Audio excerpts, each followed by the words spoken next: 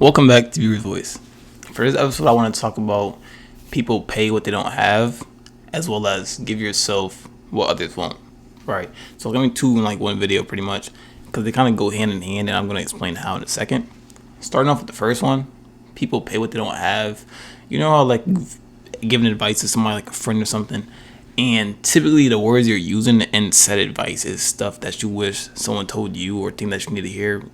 You know yourself, like thing, like all of a sudden you know what to say, but at the same time you're kind of projecting in a way where it's like the same words you're giving that person to help them out with their situation is things that you probably need to hear yourself in that moment, or at least in previous moments where you at least wished somebody else would have told you that exact same thing. That's what I mean by people pay what they don't often have. People provide things that they often aren't giving themselves. That's why they go hand in hand, where people pay what you don't have, as well as you need to give yourself what others won't give you. So if you're the kind of person to provide advice, knowing that you need it yourself, allow yourself to have it first. You can still give to other people, but allow yourself to have that thing and then give to other people. It's just such a common thing that we tend to do, funny enough, where it's like we know we don't have something within ourselves, or we don't have enough of it, yet we'll still try to provide it and give it to other people. And that shows just how selfless a lot of people tend to be, because it doesn't take having an abundant amount of things to just give it away. People will still give away what they have, even if what they have isn't enough. If someone has $20 and you and this person want to go get some food or something, I'm very certain that they'll probably at least break you off a little bit of that 20 instead of acting like they don't have anything. You don't have to have $20,000 to share what you have, and a lot of people know that, and a lot of people act that way. And that's a good thing, but at the same time, you don't want to do that if you aren't at least giving it to yourself every now and then. If you're the kind of person to look for something without giving it to yourself frequently enough, you want to make sure that you prioritize yourself every now and then to make sure that you keep up with the thing that you need. So if you're the kind of person to look for love within other people, make sure that you can provide it to yourself. You look for attention from other people, provide that attention to yourself. It's not a bad thing to look inwards and to provide the things that you feel like you lack, simply because you want to prioritize other people, or let's say you're the kind of person that you feel like you can't give to yourself enough the way you need to. So it is very common for you to look for it in someone else. That's something that we all tend to do. Like there's things that we obviously can't give ourselves, and that's what having a friend or a partner gives, is an extra thing that we feel like we can't, and vice versa. What they feel like they can't give themselves, we provide that to them in return. However, it's not a healthy thing to always search for these things within other people or other things and situations. If it's something that we know that we can actually give ourselves every now and then, or at least try to provide for ourselves, why not do it? Why not take the initiative and realize, okay, I need a little bit of this. Let me find out ways I can prioritize doing this for myself instead of paying it forward and giving it to the next person. Find ways to where you can keep a healthy relationship for you and not other people. It's good to keep up relationships with other people and build relationships with other people. It's a nice thing. It's a nice interaction. However, if you know that you're doing that simply because you lack something else, don't prioritize creating relationships that you know that you probably can't keep or that you desperately need, but instead build one with yourself first so that you know what you're getting into in advance. And what I mean by that is, like, some people dive into, let's say, romantic relationships because they crave love. They don't feel it enough. They feel lonely. They crave the attention. They crave the care and compassion that other people provide them when in said romantic relationship. But if that's something that you so desperately need, and you only look for it in other people, and if other people don't provide it for you, then there is no relationship. You have to find a way to sustain that and create that within you.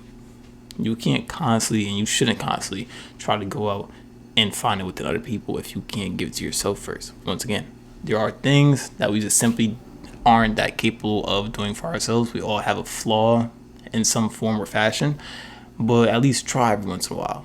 If you know you really need it, I'm pretty sure you could really give it to yourself without needing to find it in others.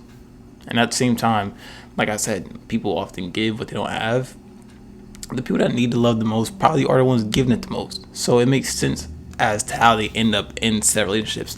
They feel so loving that they want to be with these people to get it in return, and then that's what makes them feel complete. It's like I crave and I strive for this form of love, and somehow, even though I possess the ability to give it, I can't give it to myself. Therefore, if I go into this relationship with this person and I'm able to give it to them, I should be able to receive it in return. And in some ways that works out, but let's say their relationship itself doesn't work out. You now no longer have what you're looking for, and you no longer feel whole.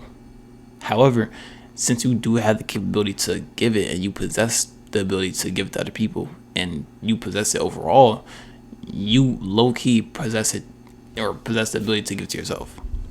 It does feel like, it feels weird at first, like I said, with the whole advice thing. Like, how am I able to formulate such good words and sentences to help this person in need? But when it comes to me in these situations, I don't know what to do. I don't know where to go. Like, it feels like mind-boggling, just like how odd that kind of plays out. However, the fact that you know what you're saying and you know what you're capable of doing, and you can do it so well for the people, that should at least tell you that you can do it for yourself if you just try hard enough.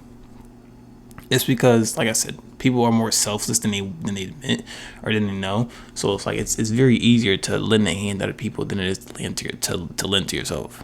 If you want to come up with an idea, like a business idea or something, and you want to start it, most people might be able to get their foot in the door with it, but aren't capable enough to really push it further. However, if their friend wanted to get something started, they would stick their neck out to really make sure that happened. However, they can't really provide that same kind of effort for themselves.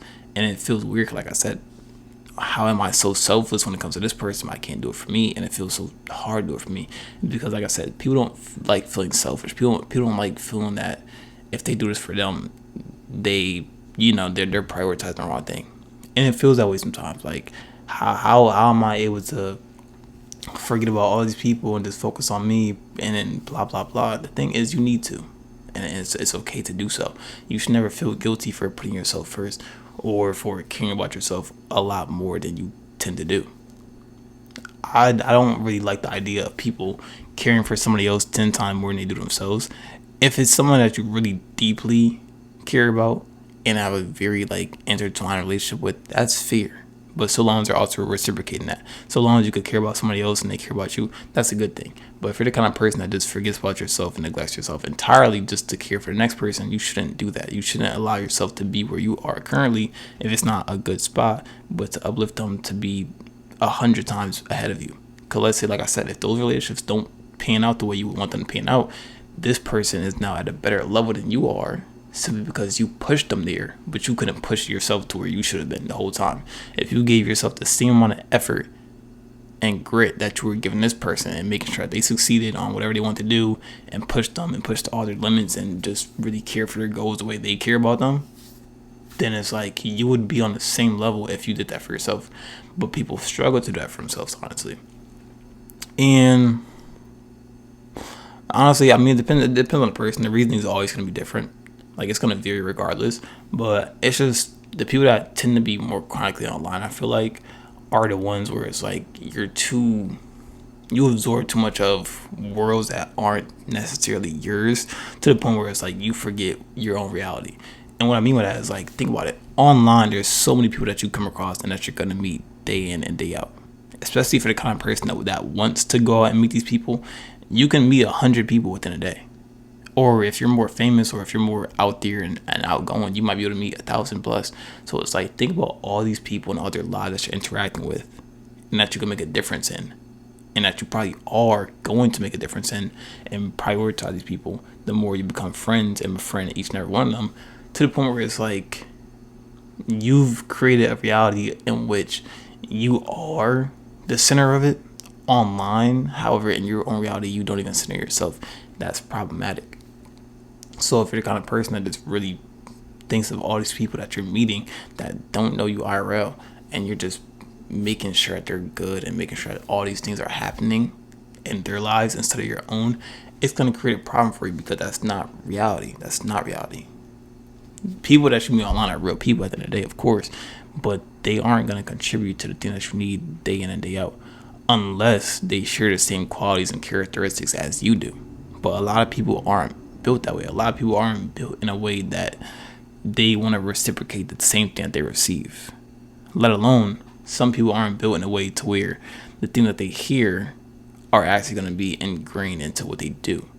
So you can be the kind of person to tell them this, to tell them that, and they might not listen. They might still choose to prioritize you. There's people like that where it's like you see how much they try to push you forward, and you would love for them to do the same thing with themselves. But sometimes it just doesn't go in the ear the way you want it to. Like this video, for instance, I can speak to a bunch of people, and some people will look at it and be like, yeah, I need to prioritize myself. I actually need to start putting my neck out for the things that I'm involved in instead of what other people are involved in. However, some people just think like, yeah, as much as that is true, I'm just not capable of doing that. I'm still going to be the kind of person to push others. And that makes sense. People support for a reason.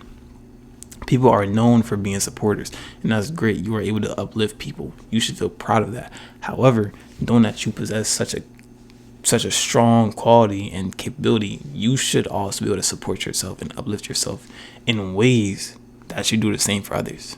Because think about it. If you're the kind of person that's allowed this person to get from point A to C to F to Q in a matter of like weeks, knowing that just by simply empowering them with your words and your care and all the things that you actually give this person, you could probably end up in the same position that they are in if you did the same for you. That's why I'm like, don't prioritize these relationships or friendships if you aren't gonna like get in return, or if you aren't sure it's gonna last. I would hate to see somebody allow this person, like I said, to get from point A to Q.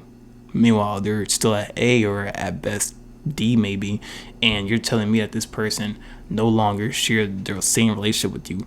But however, since you guys are no longer in contact, you've moved this person a dozen amount of letters, right, and so many more positions. However, you stay dormant in the same one that you're currently in, whereas you could have been in the same position that you pushed them to be in.